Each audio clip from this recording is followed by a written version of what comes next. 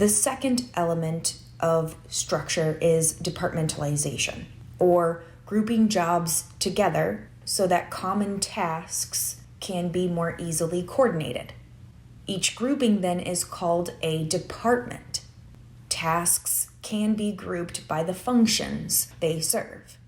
The executive branch of the federal government is divided into several departments, each with their own specialized function. The Department of Commerce, the Department of Defense, the Department of Education, the Department of Energy. The advantage of grouping by function is increased efficiency. People who specialize in each function work together, often in proximity. This also reduces duplication of effort and allows the department, the group, to pool their resources. Tasks can also be grouped by the product or service they produce. Companies that make health and beauty products might separate the two into distinct departments. The advantage of grouping by product or service is increased accountability.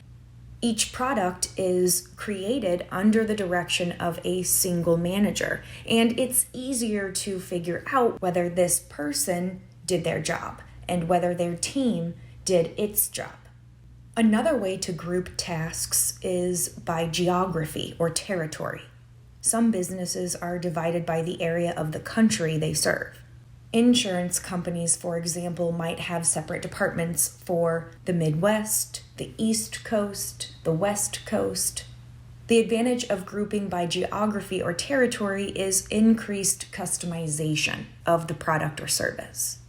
If customers' needs vary by location, this type of structure will allow the department to identify and then serve those unique needs. Another advantage is that departments tend to be more knowledgeable about local laws and make decisions within those boundaries. We can also group tasks by the processes used to serve customers. Furniture manufacturers might have a separate department for sawing the trees, milling the wood, assembling the furniture, sanding, finishing, and finally shipping it to customers. The advantage of grouping by process is the increased efficiency in the flow of operations. Each department learns how to interact with the other departments.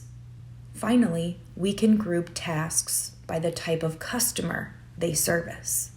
Some technology companies are divided into departments for individual customers, like you and I, businesses, and government. The advantage of grouping by customers is increased customization. Each department becomes very familiar with what their customers need and then are better prepared to meet those needs.